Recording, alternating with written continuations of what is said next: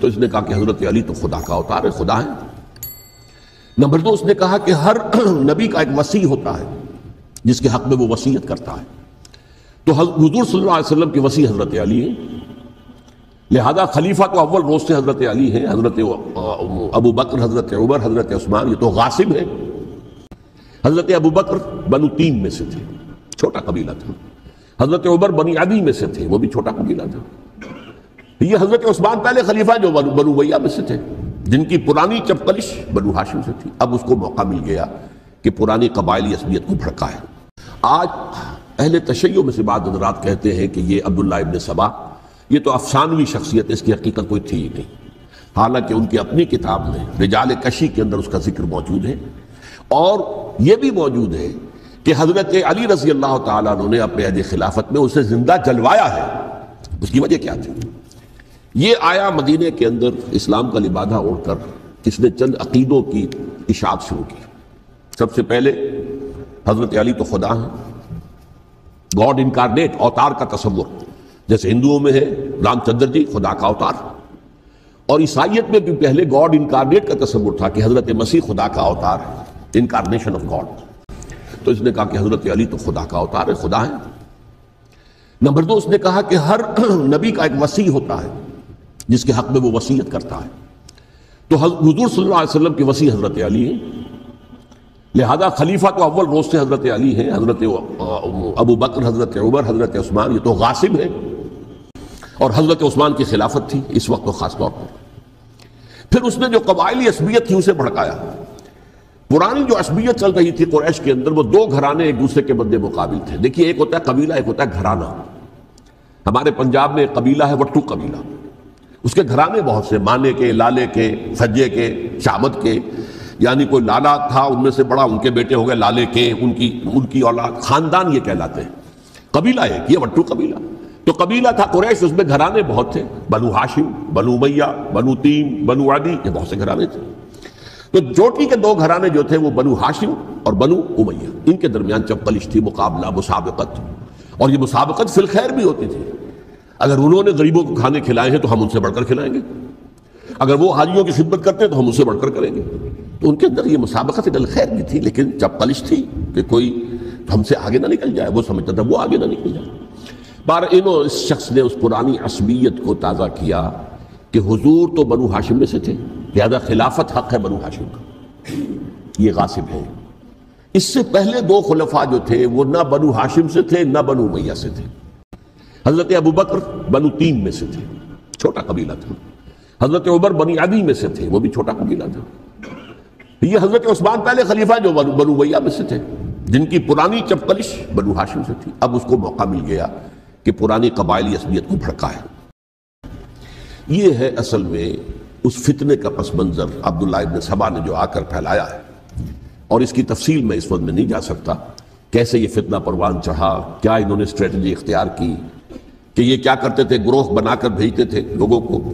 کوفے میں جاؤ تو وہاں پر دمشق کے گورنر کے خلاف اور مصر کے گورنر کے خلاف الزامات لگاؤ، اس نے یہ کیا، وہ غبن کر گیا، وہ یہ کر گیا، وہ خیانت کر رہا ہے، وہ رشتہ داروں کو پال رہا ہے، اور عثمان کے خلاف بھی تقریریں کرو رضی اللہ تعالی عنہ۔ دمشق میں جاؤ تو کوفے کے گورنر کے خلاف، کیونکہ دمشق کے گورنر کے خلاف بات کرو گے تو لوگوں کو معلوم ہوگا کہ یہ جھوٹ بول رہے ہیں، لیکن یہ کہ وہاں تو تم بات کرو کوفے کے گورنر کے خلاف اور مصر کے گورنر کے خلاف اور حضرت عثمان کے خلاف۔ مصر میں جاؤ تو بات کرو کوفے کے اور شام کے گورنر کے خلاف اور حضرت عثمان کے خلاف۔ یہ انہوں نے ایسا اٹھایا، اور اس زمانے میں آپ کو معلوم ہے ذرائع رسل و رسائل تھے نہیں، نہ اس فتنے کی پتہ چل سکا جب تک کہ وہ فتنہ جو ہے پوری طرح برگ و بار لا کر تراور درخت نہیں بن گیا۔ اس کے نتیجے میں حضرت عثمان رضی اللہ تعالی عنہ شہید ہوئے، اور خلیفہ پھر حضرت علی رضی اللہ تعالی عنہ کو انہی سوائیوں نے، جنہوں نے گھیراؤ کیا تھا، جنہوں نے حضرت عثمان کو شہید کیا ہے، یہی حضرت علی رضی اللہ تعالی عنہ کے ارد گرد ہوئے۔ اور حضرت علی رضی اللہ تعالیٰ عنہ بھی نہیں چاہتے تھے خلافت کی بیعت لینا، لیکن آخر کیا کرتے؟ کیا وہ امت کو بغیر خلیفہ کے چھوڑ دیتے؟ حضرت زبیر سے کہا گیا، انہوں نے نہیں مانا، رد کر دی بات۔ حضرت طلحہ سے کہا گیا، انہوں نے نہیں مانا۔ حضرت علی سے کہا گیا، اب عشرہ مبشرہ میں سے یہی تو تھے نا، لہذا انہوں نے تسلیم کر لیا، خلافت ہو گئی۔ لیکن اس کے بعد جو خانہ جنگی ہوئی ہے، اس خانہ جنگی کے نتیجے میں نوٹ کر لیجئے کہ 1,00,000 کے قریب مسلمان ایک دوسرے کی تلواروں اور نیزوں اور برچھیوں اور تیروں سے ختم ہو گئے، ہلاک ہو گئے۔ یہ ہماری تاریخ کا تاریخ ترین باب ہے۔ 5 سال، 4.5 سال حضرت علی کی خلافت کے اور 6 مہینے حضرت حسن کی خلافت کے رضی اللہ تعالیٰ عنہ۔ اس سے کیا ہوا کہ ایک طرف تو اسلام کی جو توسیع ہو رہی تھی، تھمتا نہ تھا کسی سے سیل رواں ہمارا، وہ سیلاب رک گیا، انٹرنل سیبوٹاج ہو گئی نا، اب تو اندر ہی آپس ہی میں اگر دستوں گریبان ہو گئے تو باہر اب کیا توسیع کرتے ہیں، وہ توسیع کا عمل رک گیا۔ اور یوں سمجھیے کہ جیسے ٹرک اگر کبھی چل رہا ہو، بھرا ہوا ہو، لوڈڈ، اور وہ چڑھائی چڑھ رہا ہو، تو اگر کہیں موشن ٹوٹ جائے، ٹرک کو رکنا پڑے، تو ڈرائیور کے جان پر بن جاتی ہے، اس لیے کہ اس کو دوبارہ سٹارٹ کرنا، اور جبکہ وہ چڑھائی پر ہے، انکلائن پر ہے، آسان کام نہیں ہوتا، خطرہ ہوتا ہے وہ پیچھے جو ہے وہ نہ جائے۔ اور پہاڑی علاقوں میں آپ کو معلوم ہے ذرا پیچھے چلے جانے کا مطلب جو ہے بہت خطرناک جو ہے نتیجہ نکل سکتا ہے۔ بہرحال حضرت علی رضی اللہ تعالیٰ عنہ نے اپنے خلافت میں ایک کام یہ کیا، اب اس کی کیا مصلحتیں تھیں یہ تو انہی کے علم میں ہوگا، ہم قیاس کر سکتے ہیں، میں اس طرف میں نہیں جانا چاہتا۔ ابھی تک خلافت کا مرکز تھا مدینہ منورہ، حضرت ابوبکر، حضرت عمر، حضرت عثمان، وہیں جہاں حضور صلی اللہ علیہ وسلم رہے تھے اور جہاں پر کہ حضور مدفون تھے۔ لیکن حضرت علی نے اپنا مرکز جو ہے وہ کوفہ بنا دیا۔ اچھا، اس کی ایک ظاہری وجہ یہ سمجھ میں آتی ہے کہ اسلام کا جو پھیلاؤ ہو گیا تھا، وہ سلطنت اتنی وسیع ہو گئی تھی کہ مدینہ منورہ بہت جنوب میں اور بڑے صحرا کو عبور کر کے جانا ہوتا تھا۔ کوفہ جبکہ ایسی مقام پر تھا کہ جہاں سے مشرقی راستہ جا رہا ہے ایران کو، عراق کے اندر تو ہے وہ شہر کوفہ، اور پھر ایران اور خراسان اور ہندوستان کو راستہ جا رہا ہے، وہیں سے شمال کی طرف جا رہا ہے، شام کی طرف اور ترکی کی طرف، اور وہاں سے پھر یہ کہ مغربی افریقہ کو بھی کنٹرول کرنا، جو شمالی افریقہ کو، وہ بھی آسان تھا۔ بہرحال حضرت علی نے کوفہ کو اپنا مرکز بنایا، اور نتیجہ یہ ہوا کہ سبائیوں کا بھی مرکز وہی بن گیا، چونکہ انہوں نے اپنے آپ کو گردا گرد رکھا حضرت علی کے رضی اللہ تعالیٰ عنہ۔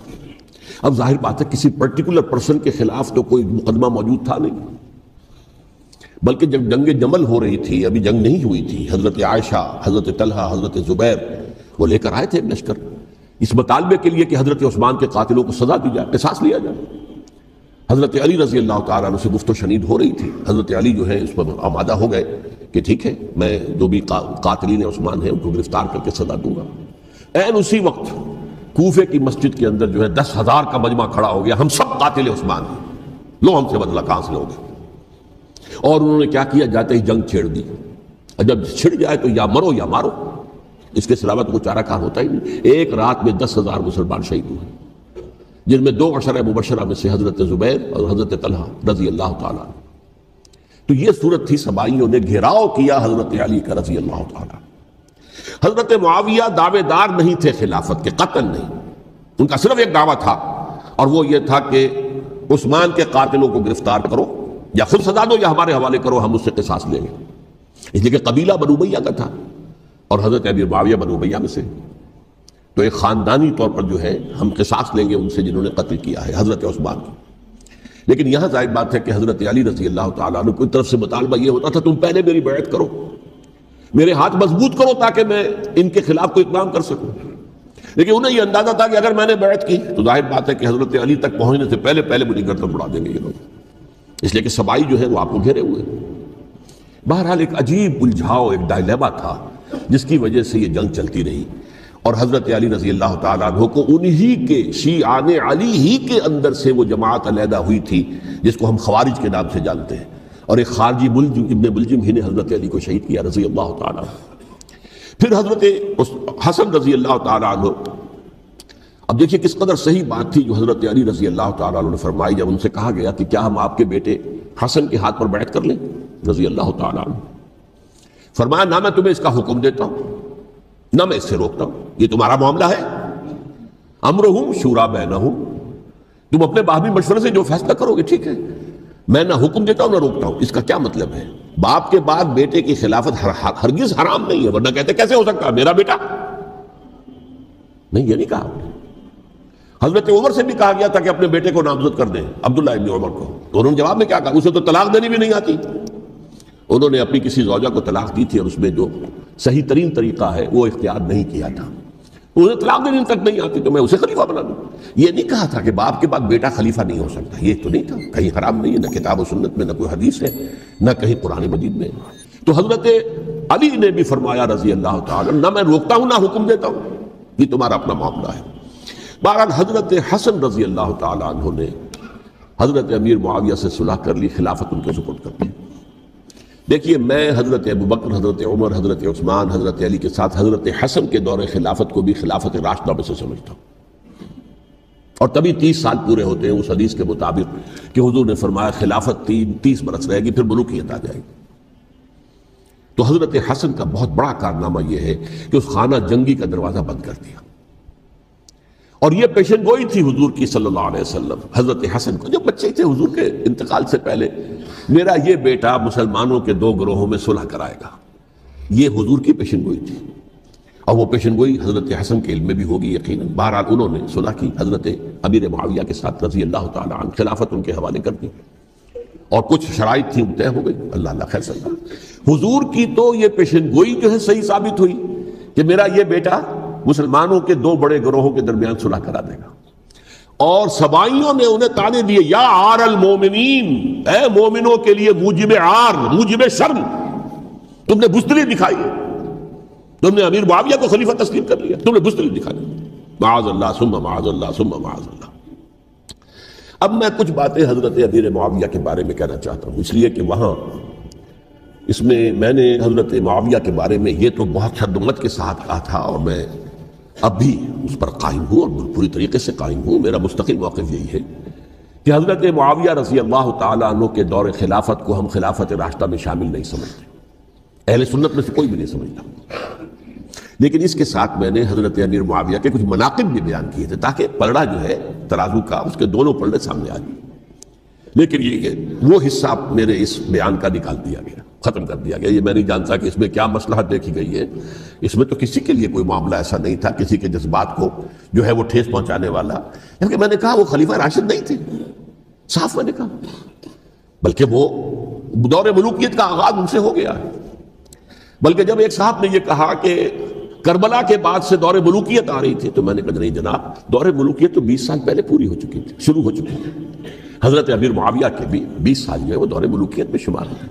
انہیں کسری العرب بھی کہا گیا، عرب کے کسرا جو شہنشاہ ایران کا خطاب تھا، حضرت معاویہ رضی اللہ تعالیٰ عنہ کو کسری العرب کہا گیا، عرب کا کسرا یہ.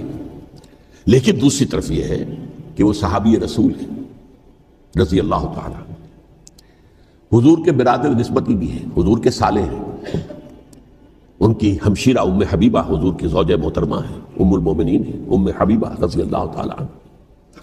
پھر کس قدر معتمد علیہ تھے حضور کے کہ کاتبان وحی میں شامل تھے، وحی کی کتابت کرنے والے چند لوگ تھے جنہیں کہ حضور کہتے تھے کہ اب یہ آیت لکھ لو. ان میں سے ایک امیر معاویہ بھی رضی اللہ تعالیٰ. تو بڑے توازن کی ضرورت ہے. دیکھیے صحابہ کرام کا جہاں تک تعلق ہے، اہل سنت کا موقف یہ ہے کہ صحابہ کلہم عدول، صحابہ سب کے سب نیک نیت ہیں، اور ان کی روایت جو ہے قبول کی جائے گی، رد نہیں کی جائے گی، ان پر کوئی جرح و تعدیل نہیں ہوگی. اس لیے کہ ان کا تزکیہ محمد الرسول اللہ صلی اللہ علیہ وسلم نے کیا تھا. لہٰذا یہ تو ہو سکتا ہے کہ کسی صحابی سے کوئی خطا ہو جائے، لیکن وہ خطا اجتہادی ہوگی، نیت کی خطا نہیں ہوگی، نیت کی غلطی نہیں ہوگی. اگر کسی صحابی کی نیت پر حملہ کیا جائے تو یہ اصل میں طعن ہے، حملہ ہے حضور پر کہ وہ تربیت دے نہیں سکے اپنے ساتھیوں کو. معاذ اللہ ثم معاذ اللہ ثم معاذ اللہ، وہ تزکیہ کر ہی نہیں سکے. 3 جگہ جو قرآن میں آیا ہے یتلو علیہم آیاتہ ویزکیہم، تو کیا تزکیہ کیا؟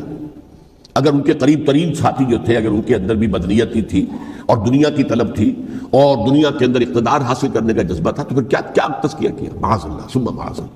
لہذا صحابہ سب کے سب عدول ہیں، اور ان سے اختلاف ممکن ہے لیکن ان کی نیت پر حملہ نہیں ہو سکتا. تو حضرت امیر معاویہ کی شخصیت ایک چیز ہے، آپ کا دور خلافت دوسری چیز ہے. شخصیت کے اعتبار سے صحابی رسول ہیں، برادر نسبتی ہیں حضور کے صلی اللہ علیہ وسلم. اور پھر یہ کہ اس قدر معتمد علیہ ہے صحابہ میں سے کہ وہ کاتبان وحی، یہ عام آدمی کے کرنے کا کام نہیں تھا جو وحی کی کتابت کرے، اللہ کے کلام کی. البتہ یہ ہے کہ جیسا کہ میں نے عرض کیا، ان کا دور خلافت راشدہ نہیں ہے، وہ ملوکیت کا دور ہے. یہ میں نے جیسا کہ عرض کیا، میں نے وہ ایک صاحب نے جب یہ کہا کہ ملوکیت شروع ہو رہی تھی، میں نے کہا شروع نہیں ہو رہی تھی، ملوکیت تو 20 سال پہلے شروع ہو چکی تھی. اسی طریقے سے ایک صاحب نے کہا تھا کہ اسلام کو قائم کرنے کے لیے حضرت حسین میدان میں آئے. میں نے کہا یہ بھی غلط ہے. اسلام تو 60 سال پہلے قائم ہو چکا تھا. نبی اکرم صلی اللہ علیہ وسلم کے دستے مبارک سے اسلام قائم ہو گیا. جعل الحق وزهق الباطل ان الباطل کان زهوقا. پھر 30 برس تک وہ کامل شکل کے اندر قائم رہا. تو اسلام جو ہے وہ در حقیقت اب قائم کرنے والی بات نہیں تھی. البتہ اس کے اندر زوال شروع ہو گیا تھا. اس زوال کے عمل کو روکنے کے لیے حضرت حسین میدان میں آئے. یہ چیز کو صحیح تاریخی پرسپیکٹو میں رکھنا. تو جس طرح سے دین کو قائم کرنے کے لیے دیکھیں قائم تو کیا محمد رسول اللہ صلی اللہ علیہ وسلم والذین معہ رضی اللہ تعالیٰ عنہ انہوں نے کیا تھا. ہاں اب جو ہے وہ اپنی اس شاندار حیثیت سے نیچے گرنے لگا تھا. وہ میں بعد میں عرض کروں گا کہ میں نے اسے کیا عرض کیا تھا کہ یہ اس زوال کو روکنے کے لیے کسی طریقے سے یہ اپنی اصل حقیقت میں قائم رہے. یہ حضرت حسین رضی اللہ تعالیٰ عنہ کے سعی تھے. اچھا حضرت امیر معاویہ کے جو 20 سال ہیں وہ پورے امن سکون اطمینان, کوئی جھگڑا, کوئی فساد, کوئی اختلاف, کوئی باہمی خانہ جنگی, کچھ نہیں. 20 سال. یہ بھی تاریخ کی بڑی چشم کشا حقیقت ہے جو عام طور پر لوگوں کے علم میں نہیں ہے. سبائی بھی دبکے رہے. حضرت امیر معاویہ کی حکومت اتنی مضبوط تھی, کنٹرول, کہ ان کو کچھ سر اٹھانے کا موقع نہیں ملا. موجود تھے, دبکے رہے. جیسا کہ میں نے کہا ریولوشن کے آخری مرحلے پر آ کر جو مخالفین ہیں وہ دب جاتے ہیں کہ پھر دیکھیں گے موقع ملے گا تو پھر لیں گے ان سے حساب کتاب. 20 سال رہے ہیں پورے امن کے. 10 سال کے بعد یعنی درمیان میں ہے حضرت امیر معاویہ کا عہد خلافت. ایک صحابی جو کہ بزرگ صحابہ میں سے ہیں, مغیرہ ابن شعبہ رضی اللہ تعالی عنہ, وہ آتے ہیں اور وہ کہتے ہیں کہ دیکھیے امیر المومنین کتنی بڑی خانہ جنگی رہی تھی مسلمانوں کی آپس میں, اور اب بھی اگر آپ کسی کو نامزد کیے بغیر چھوڑ گئے امت کو تو پھر خانہ جنگی ہو جائے. 1 لاکھ اس وقت جو ہے وہ ہلاک ہوئے تھے, نہ معلوم اب کتنے ہلاک. لہٰذا آپ اپنی زندگی ہی میں نامزد کر دیجئے کسی کو خلیفہ, ولی عہد بنا دیجئے. حضرت امیر معاویہ نے ابتداءً جو ہے انکار کیا نہیں, لیکن ان کے دلائل ایسے تھے وزنی, اور میں سمجھتا ہوں کہ وہ بات صحیح تھی جو مغیرہ ابن شعبہ نے کہی. اس لیے کہ اب صحابہ کرام میں سے جو کبار صحابہ تھے وہ تو سب دنیا سے رخصت ہو چکے تھے. اب تو یا صغار صحابہ رہ گئے تھے جو حضور کے زمانے میں بچے تھے, حضرت حسن, حضرت حسین, عبداللہ ابن زبیر, یہ بچے تھے نا, یا تو وہ تھے, اور یا بالکل نو مسلم تھے. اور نو مسلموں میں بڑی تعداد وہ تھی جو ایرانیوں کی تھی, شامیوں کی تھی, ادھر کی تھی, ادھر کی تھی. تو ان کو تو ظاہر بات ہے کہ تربیت نبوی سے کیا خلافت راشدہ سے بھی اکثر و بیشتر کو کوئی حصہ ملا ہی نہیں. تو اس صورت میں اب وہ اعلیٰ ترین معیار پر حکومت کے نظام کو قائم کرنا ممکن نہیں ہے. کوئی قبائلی عصبیت جب تک حکومت کی پشت پر نہیں ہوگی حکومت مستحکم نہیں ہوگی. یہ گویا کہ ایک جس کو کہتے ہیں کہ حقیقت بینی, واقعیت پسندی, ایک آئیڈیالزم ہے اور ایک ریئلزم ہے کہ آپ فیکٹس آن دی گراؤنڈ کو غور کریں, سوچیں اس کے اوپر اور پھر کوئی فیصلہ کریں. اس اعتبار سے پھر حضرت امیر معاویہ نے بات مان لی اور بیعت لے لی لوگوں سے حضرت یزید کے لیے کہ یہ خلیفہ ہوں گے میرے بعد. اس کو ولی عہدی کہتے ہیں. اچھا اس وقت 5 افراد ایسے تھے کہ جنہوں نے اس سے اختلاف کیا. یہ بات بہت اہم ہے. میرا کتابچہ ہے سانحہ کربلا, اس کے کچھ نسخے آج یہاں ہوں گے, آپ لوگ پڑھیے اسے غور سے اور پھیلائیے تاکہ حقیقت سامنے آئے. 5 افراد کون تھے جو ہونے چاہیے؟ ابو بکر فوت ہو گئے, ان کے بیٹے عبد الرحمن ابن ابی بکر. عمر فوت ہو گئے, ان کے بیٹے عبداللہ ابن عمر. عباس فوت ہو گئے, ان کے بیٹے عبداللہ ابن عباس. زبیر فوت ہو گئے, ان کے بیٹے عبداللہ ابن زبیر. اور حضرت حسن جو ہے ان کا انتقال ہو چکا تھا, حضرت علی کے بیٹے حضرت حسین رضی اللہ تعالیٰ عنہ مجمعین. حضرت حسن کے بارے میں ایک فریق کا کہنا یہ ہے کہ انہیں زہر دے کر ہلاک کیا گیا. اہل تشیع کا قول یہ ہے, جبکہ اہل سنت کہتے ہیں کہ نہیں, وہ اپنی جو بھی طبی موت تھی اس سے ان کی وفات. لیکن میں اس میں نہیں جانا چاہتا, اس لیے کہ یہ مائکرو ہسٹری جو ہے نا وہ تو ایک ایک واقعے کے لیے ادھر کی روایات کیا, ادھر کی کیا ہیں, ان کے پاس کیا دلائل, یہ تو کسی ریسرچ اسکالر کا موضوع ہے, میرا موضوع نہیں ہے. لیکن بہرحال یہ 5 حضرات تھے جنہوں نے ولی عہدی کی بیعت نہیں کی. لیکن حضرت معاویہ اتنے حلیم الطبع انسان تھے, انہوں نے جبر نہیں کیا, کوئی تشدد نہیں کیا. ٹھیک ہے ولی عہدی کی بیعت نہیں کر رہے, کوئی بات نہیں, میری بیعت تو کی ہوئی ہے نا, ابھی تو میں زندہ ہوں, بات ختم ہو گئی. میری بیعت کو تو نہیں توڑا انہوں نے, فسخ بیعت نہیں کی. اس اعتبار سے انہوں نے نہ کوئی تشدد کیا, نہ جبر کیا, نہ کوئی مواخذہ کیا. لیکن جب امیر معاویہ کا انتقال ہو گیا، اب ولی عہدی کی بجائے وہ اب خلافت کی بیعت ہوئی، سب لوگوں نے بیعت کر لی۔ ان 5 میں سے ایک فوت ہو چکے تھے، حضرت عبد الرحمن ابن ابی بکر فوت ہو چکے رضی اللہ تعالی، 4 تھے، ان 4 میں ایک اختلاف ہوا۔ 2 کی رائے یہ تھی، عبداللہ ابن عمر، عبداللہ ابن عباس، کہ اگرچہ یہ کام غلط ہوا ہے، اسلام کی روح کے منافی ہوا ہے، یہ بادشاہت کی بنیاد پڑ رہی ہے، لیکن یہ بات ایسی نہیں ہے کہ اس کی بنا پر ہم خانہ جنگی شروع کروا دیں، امت کے اندر خون خرابہ کروائیں، فساد کروائیں، لہذا انہوں نے بیعت کر لی۔ اب کوئی اگر یہ کہے معاذ اللہ کہ وہ بک گئے تھے یزید کے ہاتھ میں، معاذ اللہ ثم معاذ اللہ، وہی بات آپ اختلاف کر سکتے ہیں کہ انہیں نہیں کرنی چاہیے تھی، یہ کوئی رائے رکھے، مجھے اختلاف نہیں، لیکن ان کی نیت پر حملہ کریں گے تو حملہ محمد رسول اللہ پر ہوگا صلی اللہ علیہ وسلم۔ عبداللہ ابن عمر کون ہیں؟ کتنی حدیثیں ان سے جو ہے وہ منقول ہیں۔ عبداللہ ابن عباس کون ہیں؟ جنہیں حضور نے جو ہے جن کے لیے دعا کی تھی، اے اللہ فقہہ فی الدین وعلمہ التاویل، اے اللہ اس نوجوان کو دین کا فہم عطا کر اور قرآن کی تعویل اور تفسیر کا علم عطا کر، حبر الامہ کہلاتے ہیں۔ وہ کہیں پیسوں اور ٹکوں کے عوض بک جانے والے نہیں تھے، انہوں نے امت کی مصلحت دیکھی، نیت جو ہے اس پر حملہ نہ کیجئے، البتہ اختلاف کا حق آپ کو حاصل ہو۔ 2 حضرات جو ہے ڈٹے رہے کہ نہیں، ہمیں کم وقت میں ریزسٹ کرنا ہے۔ عبداللہ ابن زبیر عمر کے اعتبار سے وہ بڑے ہیں، مسلمانوں میں سب سے پہلے ولادت مدینے میں جا کر جو ہوئی ہے وہ عبداللہ ابن زبیر کی ہوئی ہے۔ ہجرت کر کے جب مہاجرین وہاں پہنچے، کچھ عرصے تک کسی کے ہاں کوئی اولاد نہیں ہوئی، تو لوگوں نے تانے دینے شروع کر دیے کہ معلوم ہوتا ہے کہ یہاں آ کر یہ مکے کے رہنے والے جو ہے کمزور ہو گئے ہیں، ان کے ہاں اولاد ہی نہیں ہو رہی۔ پھر عبداللہ ابن زبیر کی ولادت ہوئی ہے، یہ حضرت ابو بکر کے نواسے ہیں، حضور کی زوجہ محترمہ حضرت عائشہ کی بہن، حضرت دیکھیے ابھی نام نکل گیا ہے جی، حضرت اسماء رضی اللہ تعالی عنہ عنہما، یہ ان کے صاحبزادے ہیں، حضرت زبیر کے بیٹے۔ ان کا فیصلہ ہوا کہ ہمیں رجسٹ کرنا ہے کم وقت میں، ایٹ اینی کاسٹ۔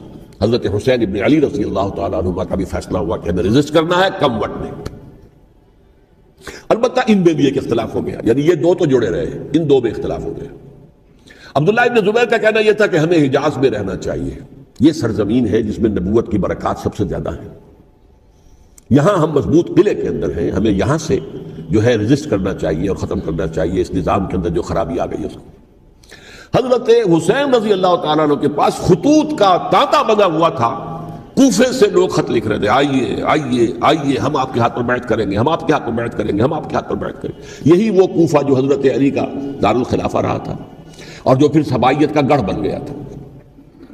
چنانچہ حضرت حسین نے حضرت مسلم بن عقیل کو بھیجا وہاں پر کہ میرے نمائندے کی حیثیت سے جا کر وہاں پر بیعت لو۔ 10-12 ہزار افراد نے بیعت کر لی، لیکن اس کے بعد یزید کی طرف سے گورنر بنا کے بھیجا گیا ابن زیاد کو۔ ابن زیاد نے آ کر جو تشدد کیا اور سختی کی تو سب کے سب بیعت توڑ کر اور سب منحرف ہو گئے۔ مخلصین تو وہ تھے نہیں، الکوفی لایوفی، کوفی جو ہے وہ تو کوئی وعدہ وفا کرنے والا ہوتا ہی نہیں، بیعت توڑ دی۔ فمن نقص فانما ينقص على نفسه، بیعت کے بعد بیعت توڑ دینا بہت بڑا گناہ ہے، توڑ دی۔ ادھر اطلاع مل گئی حضرت حسین کو، چل چکے تھے، وہ راستے میں تھے کہ وہاں تو مسلم بن عقیل شہید ہو گئے اور سب لوگوں نے بیعت توڑ دی۔ اب واپس جانا چاہتے تھے، لیکن مسلم بن عقیل کے بیٹے جو ہے اڑ گئے۔ یہ عرب کی اپنی ایک جو ہے پرانی ان کی حمیت اور ان کا قبائلی نظام کہ اب ہم اپنے والد کے خون کا قصاص لیے بغیر نہیں جائیں گے۔ حضرت حسین رضی اللہ تعالیٰ عنہ کی مروت اور شرافت کہ یہ میرا ساتھ دینے کے لیے آئے تھے، اب میں ان کا ساتھ نہ دوں تو یہ تو شرافت اور مروت کے خلاف ہے۔ کہا اچھا چلو چلتے۔ وہاں جا کر بھی عین اپنے میدان کے اندر بھی حضرت حسین رضی اللہ تعالیٰ عنہ نے 3 چیزیں پیش کی ان کوفیوں کے لشکر کے خلاف۔ سب سے بڑا لشکر کے اندر سب سے بڑے تو کوفی تھے جنہوں نے بیعتیں کی ہوئی تھی حضرت حسین کے ساتھ۔ دیکھو مجھے جانے دو واپس حجاز کی طرف، یا مجھے سرحدوں پر بھیج دو تاکہ میں کافروں کے ساتھ جنگ کرتے ہوئے اپنی جان دے دوں، یا مجھے یزید کے پاس جانے دو، میں اپنا معاملہ اس سے طے کر لوں۔ لیکن کوفیوں کو یہ گوارا نہیں تھا۔ اگر یہ یزید کے پاس پہنچ گئے تو ہمارا کچا چٹھا بیان کر دیں گے کہ مجھے تو ان لوگوں نے برگلا کر بلایا تھا۔ اس لیے کہ دیکھیے حضرت امیر معاویہ کے 20 سالوں کے دوران میں بتا چکا ہوں، ان کی حکومت اتنی مستحکم تھی کہ اس کے خلاف کوئی فتنہ اٹھانا ممکن نہیں تھا۔ اب چونکہ چینج اوور ہوا تھا، اور چینج اوور میں آپ کو معلوم ہوتا ہے کہ ایک جس کو کہتے ہیں every thing is in the melting پاٹ، ابھی تو یہ درمیان کے اندر معاملہ ہے، تو انہیں موقع ملا، سر اٹھایا حضرت حسین رضی اللہ تعالیٰ عنہ کو، جو خطوط لکھے جس کے کہ تھیلے کے تھیلے اور بوریوں کی بوریاں بھری ہوئی حضرت حسین کے ساتھ تھی، وہ کہا کہ آئیے ہم آپ سے بیعت کریں گے، انہوں نے نہیں مانا۔ اور اصل میں حضرت حسین کے قاتل وہ کوفی ہیں، وہ بزدل، وہ منافق، جنہوں نے بیعت کر کے بیعت توڑی، اور اب وہ آ گئے کہ اگر یہ حسین رضی اللہ تعالیٰ عنہ بچ کر کہیں یزید کے پاس پہنچ گئے تو پھر ہمارا کچا چٹھا جو ہے وہ سامنے آ جائے گا اور ہماری پھر شامت آ جائے گی، لہذا انہوں نے قتل کیا حضرت حسین کو رضی اللہ تعالیٰ۔ ایک بات جو علامہ ڈاکٹر قلب صادق نے فرمائی، اور مجھے میرے علم میں یہ بات پہلے نہیں تھی، وہ یہ کہ حضرت حسین کے قتل کا فتویٰ ایک بہت بڑے مفتی نے دیا تھا۔ یہ بات بھی ذرا سمجھ لیجیے، حضرت حسین رضی اللہ تعالیٰ عنہ کے قتل کا فتویٰ ایک بہت بڑے مفتی نے دیا تھا۔ کیوں دیا تھا؟ اس لیے کہ حضور کی احادیث موجود ہیں کہ جب ایک شخص کی ایک خلیفہ کی بیعت ہو جائے تو دوسرا اگر کھڑا ہو تو اسے قتل کر دو، کھلی حدیث۔ اسی لیے ایک بہت بڑے مفسر بھی ہیں، فقیہ بھی ہیں، قاضی ابن العربی رحمۃ اللہ علیہ، ایک ابن عربی ہیں الف لام کے بغیر، ابن عربی، وہ بہت بڑے صوفی ہیں، فلسفی ہیں، اندلس کے ہیں۔ یہ قاضی ابن العربی ہیں جنہوں نے قرآن کی ایک تفسیر لکھی ہے اس اعتبار سے کہ صرف ان آیات کی تفسیر جن سے کہ فقہی احکام جو ہے ان کا استنباط ہوتا ہے۔ یہ دو تفسیریں اس طور سے لکھی گئی ہیں قرآن مجید کی، احکام القرآن ان کا نام ہے دونوں کا، جن میں سے ایک جو ہے قاضی ابن العربی کی ہے، ان کا ایک جملہ نقل ہوتا ہے، قتل الحسین بسیف جدہ، حسین قتل ہو گئے اپنے ہی نانا کی تلوار سے۔ وہ تلوار کیا تھی؟ جب کسی کی بیعت ہو چکی ہو پھر کوئی کھڑا ہو مدعی خلافت، قتل کر دو۔ میرے نزدیک حضرت حسین مدعی خلافت نہیں تھے، یہ بات اس وقت سامنے لوگوں کے نہیں آئی، بلکہ حکومت نے یہ باور کرا دیا کہ یہ تو باغی ہے، یہ مدعی ہے خلافت کے، انہوں نے تو دعویٰ نہیں کیا خلافت، وہ تو صرف اس عمل کو روکنے کے لیے میدان میں آئے تھے۔ اور اس بات کو اچھی طرح سمجھ لیجئے کہ اس وقت تک یہ جو تصور آج ہمارے پاس ہے کہ ریاست علیحدہ ہے، حکومت علیحدہ ہے، state of Pakistan, we are loyal to the state of Pakistan, ہم ریاست پاکستان کے وفادار ہیں، گورنمنٹ آف پاکستان کے وفادار نہیں ہے، we are not loyal to the government.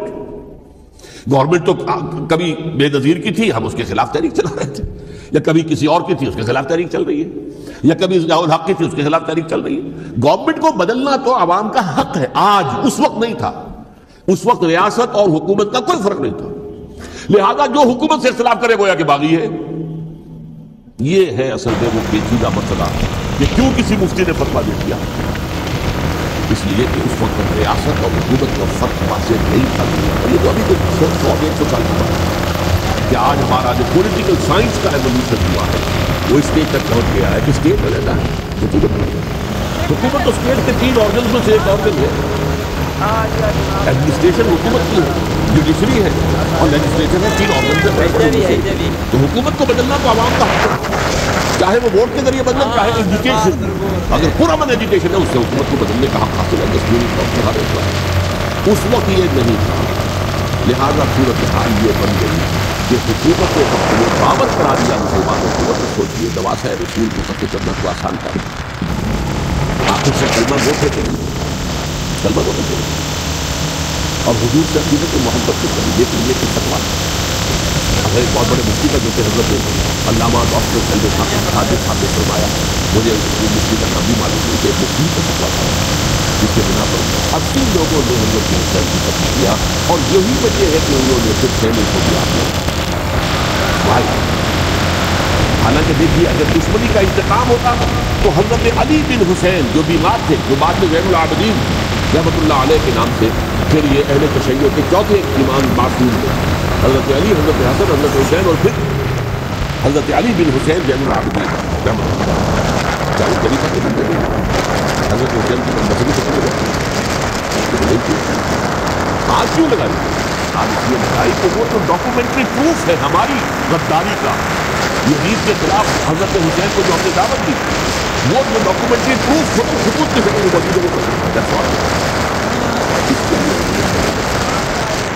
بہرحال یہ ہے تاریخی محسوس سبائی فتنے کا تسلسل، جس کے سب سے پہلے حضرت عثمان کی جان لی رضی اللہ تعالیٰ 5 سال تک مسلمانوں نے کھانا بنا، حضرت علی کو تو شہید کیا، اور اس کے بعد جو ہے 20 سال حضرت امیر معاویہ کے اثر نہیں اٹھا سکے، کیونکہ پھر تو جب چینج اوور ہو تو اس وقت انہوں نے بہت غنیمت سمجھا کہ اب کھڑے ہوگا اور اب دوبارہ اس فتنہ جو ہے اس کو حکومت نہیں دیتا ہے۔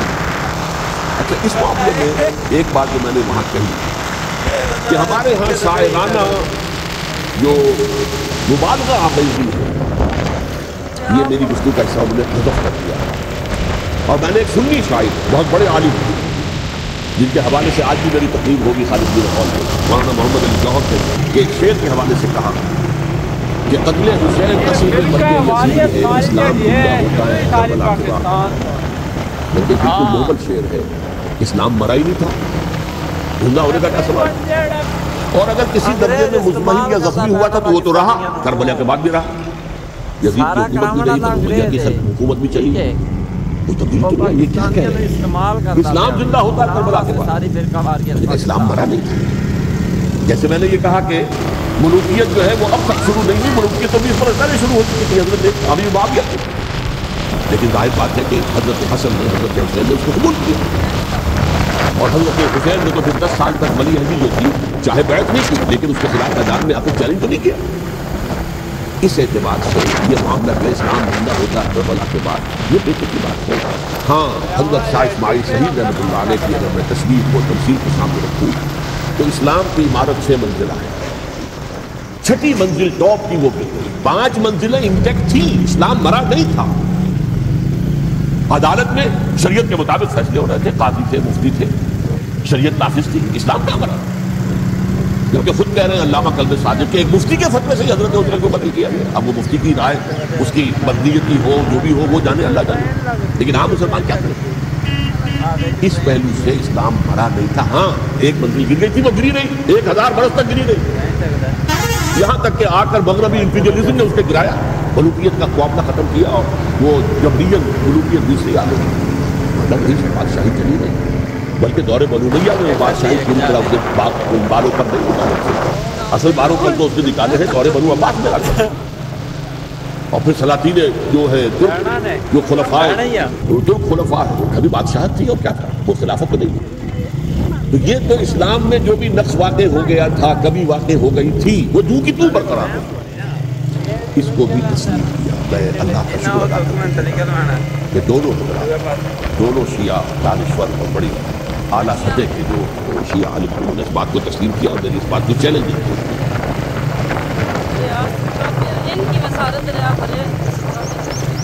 اصل میں تیسری بات میں نے یہ کہی کہ دیکھیے حضرت حسین رضی اللہ تعالیٰ عنہ کی اس شہادت کے بعد اس کے بعد واقعہ حرہ بھی ہوا، جو واقعہ کربلا سے بھی بعض اعتبارات سے زیادہ بھیانک اور زیادہ گھناؤنا واقعہ بنو امیہ کی تاریخ ہے، جس کو لوگ جانتے ہی نہیں۔ مدینہ کے کچھ لوگوں نے بغاوت کی اور انہوں نے اس کے خلاف فوج بھیجی، اور فوج کو جو مدینہ فتح کر لیا 3 دن کے لیے حلال کر دیا، جو چاہو کرو، یہاں جسے چاہو مارو، جسے چاہو ڈوبو، جس کا گھر چاہو برباد کرو، جس عورت کو چاہو ریپ کرو، اور یہ مدینہ النبی کے اندر تو کاٹ کھانے والی ملوکیت کے اندر عبداللہ ابن زبیر کھڑے ہوئے، انہوں نے حکومت قائم کی، لیکن یہ وہ تو 6 سال کے لیے کامیاب ہوئے، بنو امیہ کے ہاتھوں سے پھر حضرت زید کھڑے ہوئے، انہوں نے بغاوت کی، وہ بھی ناکام ہو گئے۔ پھر بنو عباس میں کھڑے ہوئے حضرت نفس زکیہ، حضرت حسن رضی اللہ تعالیٰ عنہ کے اولاد کو، وہ بھی ناکام ہو گئے۔ پھر سمجھ لیا گیا کہ اب یہ جہاں تک 6ٹی منزل ہے وہ تو دوبارہ تعمیر نہیں ہو سکتی، یہ تو جس کی لاٹھی اس کی ہے، جس کے پاس طاقت ہوگی اس کی حکومت، جس کا قبیلہ زیادہ قوی ہوگا، جس قبیلے میں زیادہ عصبیت ہوگی، مضبوط ہوگا، متحد ہوگا، طاقتور ہوگا، اس کی حکومت۔ البتہ اس کے دل کے لوگوں کے اخلاق کی اصلاح کرو۔ صوفیاء کرام نے وہ کاموں کی ذکر کیا، اور بالکل وہی کام ہے کہ جو ائمہ اہل بیت کرتے رہے۔ حضرت حسن کی اولاد کو، پھر حضرت علی بن حسین رضی اللہ، حضرت حسین کی اولاد کو، پھر امام محمد باقر، امام محمد جعفر صادق، اور اس کے بعد بھی 5 اور جیسے علماء کرام کام کر رہے تھے اور جیسے صوفیاء کرام کام کر رہے تھے، ایسے ہی وہ مسلمانوں کی علم تربیت روحانی تربیت کسی نے بھی دل کی چیلنج کی وہ کبھی حضرت علی نے بھی چیلنج نہیں کیا، حضرت حسن نے چیلنج نہیں کیا، سلسلہ کرنے کیا۔ تو ائمہ اہل بیت جو 12 یہ گنتے ہیں، جن میں سے آخری جو ہے حضرت مہدی کو کبھی جانے والا ہے، جو عقیدے کے مطابق وہ بھی وہ ظاہر ہے، لیکن 11 حضرات کے بارے میں یہ حضرت حسین کے سوا کسی نے بھی چیلنج نہیں کیا، اور حضرت حسین نے بھی اس مغالطے پر کیا کہ کوفی ساتھ دیں گے، اور یہ موقع ہے کہ یہ جو چھٹی منزل اسلام کی گر گئی ہے اسے دوبارہ ثابت کر، انہوں نے خلافت کا دعویٰ نہیں کیا، یہ انہیں عوام کو مغالطے میں مبتلا کیا گیا کہ یہ خلافت کا مدعی ہوتا تھا، جیسا کہ میں نے آپ سے کہا تھا امیر معاویہ نے حضرت علی کے عہد خلافت نے کبھی خلافت کا دعویٰ نہیں کیا، مدعی خلافت نہیں چلی، وہ تو یہ کہتے تھے کہ قاتلان حسین جو ہے قاتلان عثمان کو سزا دو، قصاص دو، بس۔ اسی طرح حضرت حسین نے بھی، اب دیکھیے اس ظلم میں اس میں کوئی شک نہیں ہے، حضرت حسین رضی اللہ تعالیٰ عنہ کی جو شہادت ہوئی ہے ان کے ساتھیوں کی عزا و وقار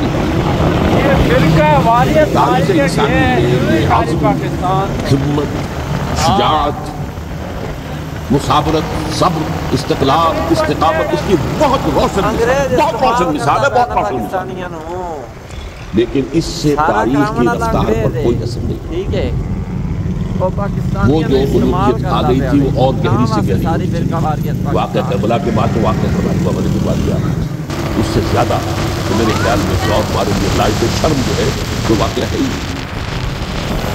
اس پہلو سے، لیکن حضرت حسین کا ایک اب ان کو یہ کہ میں مطلب یہ کہ اگر میں ان کے ہاتھ پر بیعت کر لیتا ہوں جو کہ اس وقت سامنے موجود تھے کہ یزید کی بیعت تمہارے ہاتھ پر کرتا ہوں، تو گویا کہ اپنے آپ کو سرنڈر کر دیتے، وہی خطرہ جو امیر معاویہ کو تھا کہ مجھے وہ تو پہنچنے بھی نہیں دیں گے علی تک رضی اللہ تعالیٰ عنہ اور مجھے پہلے شہید کر دیں گے، یہی خطرہ حسین کو تھا رضی اللہ تعالیٰ عنہ کہ مجھے یزید تک پہنچنے نہیں دیں گے، پہلے تو نہیں کر دیں گے۔ اور ویسے بھی یہ ایک شرافت، مروت اور حمیت اور غیرت اور عزت نفس کا تقاضا بھی تھا کہ بھائی معاملہ ہے یزید کا، میرا مجھے وہاں جانے دو، اللہ اللہ خیر کرو، یو کین اسکورٹ می، میرے دائیں بائیں چلو تاکہ میں کہیں اور بھاگ نہ جاؤں تمہارے خیال میں، مجھے وہاں پہنچا دو، میں وہاں پہ جا کر سے معاملہ کروں، لیکن ان کا اصل قاتلان وہی سبائی۔ البتہ یہ ہے کہ اس واقعے کی جو یادگار ہے اس میں کوئی شک نہیں کہ اس میں مسلمانوں میں سے ایک گروہ کے دل میں قربانی اور شہادت کا جذبہ بہت پیدا کرتا ہے، اس میں کوئی شک نہیں، اور جس طریقے سے کہ عاشورہ محرم میں یاد منائی جاتی ہے، جس طریقے سے اس نے اہل تشیع کے اندر قربانی کا جذبہ بے انتہا پیدا کیا، اگرچہ وہ جذبہ بہت نہیں آتا، اس لیے کہ ان کے ہاں یہ عقیدہ ہے، یہ طے ہے کہ جب تک حضرت مہدی ظاہر نہیں ہوں گے ہم کسی کے خلاف بغاوت نہیں کریں گے، یہ پوری تاریخ میں ان کا معاملہ رہا، تمام جو ہے ائمہ اہل بیت کا معاملہ رہا، جب تک مہدی نہیں آتے keep sitting and keep waiting, wait and see, that's all۔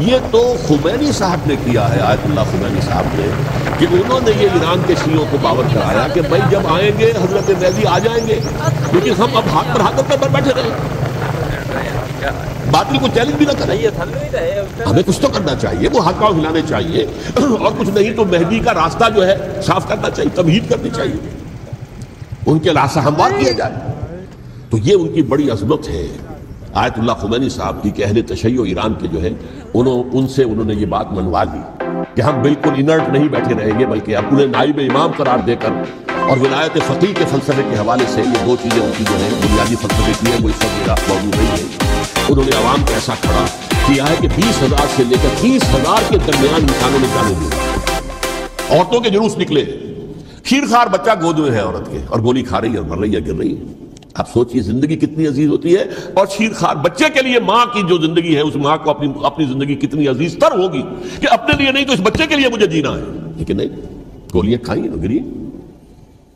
یہ جذبہ انہی میں ہے۔ واقعہ یہ ہے کہ اہل سنت کے اندر یہ جذبہ نہ ہونے کے برابر ہے، یہ میں واشگاف الفاظ میں کہہ رہا ہوں۔ پورے عالم اسلام میں صرف شیعہ ایران ایسا نکلا ہے کہ جس نے بادشاہت کا خاتمہ کیا، باقی سعودی عرب میں بادشاہت بیٹھی ہوئی ہے، ڈٹ کر بیٹھی ہوئی، اربوں ڈالر کا ایک ایک محل بنتا ہے ان بادشاہوں کا، اور سنی سن ہے، سن، کوئی حرکت نہیں۔ وہ تو اب جو حرکت ہو رہی ہے وہ اینٹی امریکن حرکت ہے جو ہو رہی ہے، وہ در حقیقت وہ مسئلہ بالکل دوسرا ہے جو اس وقت ہو رہا ہے۔ لیکن یہ کہ عالم اسلام میں کوئی تحریک ایسے نہیں اٹھی، یہ اہل تشیع میں ہے جو بالکل استثنائی بات ہے کہ انہوں نے جو ہے ایک ایسا بادشاہ جس کو کہا جاتا تھا کہ اس کا جو اسلحہ خانہ ہے وہ ایشیا میں سب سے بڑا اسلحہ خانہ ہے، جو 2500 سالہ پرانی جو ایک عظمت تھی ایران کی اس کو دوبارہ تازہ اور زندہ کرنا چاہتا تھا۔ 2500 سالہ برسی اس نے بنائی تھی، اس کے لیے ایک شہر آباد کیا تھا کہ خسرو یا سائرس یا ذوالقرنین قرآن مجید کی اصطلاح میں اس کی یادگار بنائی تھی، اور وہ سوچ رہا تھا کہ وہی عظمت دوبارہ ایران کی ہوگی جو کہ خسرو کے زمانے میں تھی، جس کا قرآن مجید میں سورہ کہف کے اندر ذکر ہے، مشرقی فتوحات، مغربی فتوحات، شمالی فتوحات۔ تو وہ بادشاہ ہے اس کو بھاگنا پڑا وہاں قربانی کی وجہ سے۔ تو یہ جو ہے واقعہ کربلا نے، اس میں کوئی شک نہیں ہے کہ ایک ایسی مشعل روشن کی ہے جس کو کہ ہر شخص کو دیکھنا چاہیے۔ یہ بھی انسان، جیسے کہ اقبال نے ایک شعر کہا تھا غالب کے لیے، فکر انسان پر تیری ہستی سے یہ روشن ہوا ہے، پرے مرغ تخیل کی رسائی تاک ہو جا۔ تو فکر انسان پر حضرت حسین کی قربانی سے یہ واضح ہوا ہے کہ انسان کس حد تک جا سکتا ہے قربانی دینے کے لیے اپنے کسی مقصد کے لیے۔ مقصد ان کا جو تھا، میں نے اسی لیے آیت پڑھی تھی، معاذ اللہ ثم معاذ اللہ۔ میں ایک آخری بات جو کہہ رہا ہوں وہ نوٹ کر لیجئے، ایک خاص انتہائی نقطۂ نظر کے عام کیے جانے کی وجہ سے سنیوں میں بھی ایک انتہائی رد عمل پیدا ہوا ہے، ایکسٹریم رائٹسٹ سنیز۔ اگر ایک طرف سے حملہ کیا گیا ہے حضرت عثمان کی نیت پر، ان کو خیانت کا الزام لگایا گیا، ان پر اقربا پروری کا الزام لگایا گیا، حضرت ابو موسیٰ شریف پر خیانت اور غداری کا الزام لگایا گیا، یہ ساری چیزیں اگر صحابہ کرام کے اوپر ہوئی ہیں، امیر معاویہ پر، امیر اور عمرو بن العاص پر، تو جواب میں کچھ لوگ کھڑے ہو گئے، حضرت علی وہ اقتدار کے طالب تھے، معاذ اللہ ثم معاذ اللہ ثم معاذ اللہ۔ یہ اہل سنت کا موقف نہیں ہے۔ حضرت حسین اقتدار کے طالب تھے، ہرگز نہیں، ہرگز نہیں، ہرگز نہیں۔ وہی اصول جو میں نے بتایا تھا سب کے لیے لاگو رہے گا، وہ امیر معاویہ کے لیے ہے تو حضرت علی کے لیے بھی، حضرت حسین کے لیے بھی ہے۔ یہ نیک نیت ہے، آپ ان کی کسی رائے سے اختلاف کر سکتے ہیں لیکن ان کی نیت پر حملہ نہیں کریں گے۔ نیت پر حملہ کریں گے آپ کا ایمان بالرسالت جو ہے وہ مجروح ہو جاتا ہے۔ یہ رسول کے ساتھ بھی، رسول نے ان کا تزکیہ کیا، یتلو علیہم آیاتہ ویزکیہم، اس کا سارا عمل محمد کا کیا ہوا صلی اللہ علیہ وسلم۔ تو صحابی کے معاملے میں یہ ہمارے ہاں ان کو اہل سنت جو ہیں جو معتدل مزاج کے، اکثریت ان کی، یہ تو چند لوگ ہیں، ذرا قلم چلا لیتے ہیں تو ان کی بہت سی کچھ چھوٹی چھوٹی کتابیں بھی شائع ہو گئی ہیں بہت، لیکن انہیں اہل سنت نے قرار دیا ناسبی یا خارجی۔ جیسے خوارج نے کہا تھا حضرت علی بھی کافر ہیں اور حضرت ابی معاویہ بھی کافر ہیں، حضرت عمرو بن العاص بھی کافر ہیں، معاذ اللہ ثم معاذ اللہ۔ ایسے ہی کچھ لوگ حضرت حسین پر بھی الزام لگاتے ہیں کہ اقتدار کی ہوس اور طلب کے اندر انہوں نے یہ سارا سفر کیا تھا، اور بس یہ ہے کہ وہ جو بازی تھی وہ ہار گئے، اللہ اللہ خیر اللہ، اس سے آگے کیا ہے معاملہ، نہیں، معاذ اللہ ثم معاذ اللہ۔ اسی لیے میں نے آیت آج جو پڑھی تھی ایک اور جو بہت بظاہر آپ کو معلوم ہوئی ہوگی، غیر متعلق ہے میرے آج کے عنوان سے، تلک الدار الآخرۃ نجعلھا للذین لا یریدون علوا فی الارض ولا فسادا۔ یہ سورہ قصص کے آخری آیات میں سے، دیکھو یہ آخرت کا گھر جو ہے وہ ہم خاص کر دیں گے ان لوگوں کے لیے جو اس زمین میں اپنے اقتدار کے طالب نہیں ہوتے۔ زمین میں اقتدار کے طالب ہوگے فساد ہو جائے گا، تم بھی طالب میں بھی طالب، جھگڑا ہوگا، لڑائی ہوگی، دنگا ہوگا، فساد ہوگا۔ تلک الدار الآخرۃ نجعلھا للذین لا یریدون علوا فی الارض ولا فسادا۔ جو لوگ زمین میں اپنے اقتدار کے طالب اور اس کے نتیجے میں فساد پیدا کرنے والے نہیں ہیں، ان کے لیے ہم نے آخرت کا گھر خاص کیا ہے۔ والعاقبۃ للمتقین، اور عاقبت جو ہے، انجام کار، آخرت جو ہے وہ تو متقیوں کے لیے ہے۔ اسی میں آئیں گے سب صحابہ کرام، خواہ وہ حضرت علی ہے رضی اللہ تعالیٰ عنہ، اور خواہ وہ حضرت امیر معاویہ ہیں، حضرت عثمان ہیں رضی اللہ تعالیٰ عنہما، خواہ حضرت حسن ہے، حضرت حسین ہے رضی اللہ تعالیٰ عنہما، خواہ عبداللہ ابن زبیر ہے، خواہ عبداللہ ابن عباس ہے، خواہ عبداللہ ابن عمر ہے رضی اللہ تعالیٰ عنہم اجمعین۔ اس اصول کو سامنے رکھ کر اختلاف آپ کر سکتے ہیں کسی سے بھی، لیکن کسی کی نیت پر حملہ کریں گے تو اصل میں آپ کا ایمان بالرسالت مجروح ہو جائے گا۔ علی کو نبی اکرم صلی اللہ علیہ وسلم نے اپنا نائب بنا کر چھوڑا تھا جب غزوہ تبوک میں جا رہے تھے مدینے میں۔ حضرت علی نے کہا بھی کہ مجھے آپ عورتوں کے ساتھ بٹھا کے جا رہے ہیں، فرمایا تمہارا مقام میرے ساتھ وہی ہے جو موسیٰ کے ساتھ ہارون کا تھا۔ ہارون کو چھوڑ کر گئے تھے نا یہودیوں کے پاس جب گئے تھے تورات لینے کے لیے، تو تمہارا وہی مقام ہے میرے ساتھ. تو یہ حضرت علی ہے رضی اللہ، ان کے بارے میں ان کی کیا عظمت میری نگاہ میں. تو یہ 3 کتابچے ہیں، مجھے نہیں معلوم تیسرا یہاں ہے یا نہیں ہے. بہرحال آپ لوگوں کو ریکمینڈ کر رہا ہوں کہ ان کا مطالعہ کریں. اب یہ کہ آخری بات یہ کہ اصل ہمارے کرنے کا کام کیا ہے.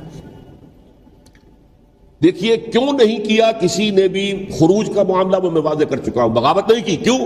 ایک تو ریاست اور حکومت میں فرق نہیں تھا. ذرا کھڑا ہو اور وہ باغی قرار پائیں گے، واجب القتل ہو جائیں گے، فتوے کی زد میں آ جائیں گے. یہ معاملہ تھا. اور دوسرے یہ کہ عمارت پوری گری نہیں تھی، ایک منزل گری تھی نا. آج ہم کہاں کھڑے ہیں؟ پوری عمارت گری ہوئی ہے. نہ شرعی عدالتیں ہیں، نہ شرعی فیصلے ہیں، نہ احکام الہی نافذ ہیں، نہ حدود اور قصاص کے معاملات، کچھ بھی نہیں. ہمارا فرض کیا ہے؟ حضرت حسین کی مدح کرتے رہیے، تعریف کرتے رہیے، صحابہ کرام کی مدح کرتے رہیے، مدح صحابہ، اس کے لیے مجلسیں قائم ہو رہی. بھائی کر کیا رہے ہو؟ تھے تو آبا وہ تمہارے ہی، مگر تم کیا ہو؟ ہاتھ پر ہاتھ دھرے منتظر فردا ہو. تلک امۃ قد خلت لہا ما کسبت ولکم ما کسبتم. وہ تو ایک امت تھی جو چلی گئی، اللہ کے ہاں پہنچ گئے. جو کچھ انہوں نے کمایا وہ ان کے لیے، تمہارے لیے نہیں ہے. تمہارے لیے وہ ہوگا جو تم کماؤ گے. ہمارے لیے راستہ اب یہی ہے کہ خلافت راشدہ کے مکمل نظام کو اثر نو قائم کرنے کے لیے منہج انقلاب نبوی کو اختیار کریں. میری کتاب اس پر، کیسٹس اس پر، آڈیو کیسٹس، ویڈیو کیسٹس، سی ڈیز، نہ معلوم ڈی وی ڈی، سب کچھ موجود ہے. سیرت النبی پر تو میں عرض کر چکا ہوں. فلسفہ سیرت النبی سمجھنا ہے تو میری کتاب پڑھیے، ورنہ سیرت النبی آپ پڑھ لیں گے، واقعات معلوم ہو جائیں گے، فلسفہ سیرت سامنے نہیں آئے. اس کا آپ مطالعہ کریں گے میری کتاب سے. اور دوسرے یہ کہ یہ خلافت قائم کرنے کے لیے جو جد و جہد ہم کر رہے ہیں، تحریک خلافت پاکستان جس کا میں داعی ہوں ادنا سا، وہ تنظیم نہیں ہے، میں اس کا امیر نہیں، وہ ایک تحریک ہے. جیسے تحریک پاکستان کہلاتی تھی، جس کی تنظیم تھی مسلم لیگ، پارٹی کا نام مسلم لیگ تھا، لیکن تحریک پاکستان. اس طرح تحریک خلافت پاکستان وہ ہم نے چلائی ہے تنظیم اسلامی کے تحت. یہ خلافت جب پہلی چلی تھی آج سے 84 سال قبل، نومبر 1921 میں خالد دینا ہال میں وہ مقدمہ چلا تھا، جس کے نتیجے میں بڑے بڑے جو لیڈر تھے ہمارے، مولانا محمد علی جوہر اور مولانا حسین المدنی اور مولانا ابوالکلام آزاد، ان سب کو 2 سال کی قید کی سزا سنائی گئی تھی. بغاوت، مقدمہ بغاوت، یہ خالد دینا ہال تھا. اسی میں سن 91 یا 92 میں نے 3 دن تقریریں کی تھیں، جن میں آج سے پھر میں 3 تقریریں کرنے والا ہوں. ایک آج شام کو، ایک کل شام کو رات 9 بجے، آج بھی کل بھی، ایک پرسوں اتوار کی صبح کو 10 بجے ہے کیا 11 بجے. تو ان میں آپ حضرات شرکت فرمائیں، تاکہ اصل جو ہمارے کرنے کا کام ہے، تاریخ کو بھی سمجھنا چاہیے، تاریخ کے عوامل کیا ہیں، کیا پس پردہ عوامل کار فرما تھے، کیا کسی شے کی اصل حقیقت ہے، وہ سمجھنا چاہیے. لیکن یہ ہے کہ اس اعتبار سے میں نے جب یہ لفظ استعمال کیا تھا اس مذاکرے میں، لپ سروس، کہ یہ ہم صرف لپ سروس کرتے رہے، مدح کے بیان کرتے رہے، منقبت بیان کرتے رہے، حضور کی نعتیں کہتے رہے، اس سے تو بات نہیں بنے گی جب تک کہ وہ فرض منصبی شہادت علی الناس کا جو ہمارے ذمے ہے بحیثیت امت محمد صلی اللہ علیہ وسلم، اس کو ادا نہ کریں. السلام علیکم سامعین، ڈاکٹر اسرار احمد صاحب کے مزید بیانات سننے کے لیے ہمارے چینل صدائے ایمان کو سبسکرائب کیجیے.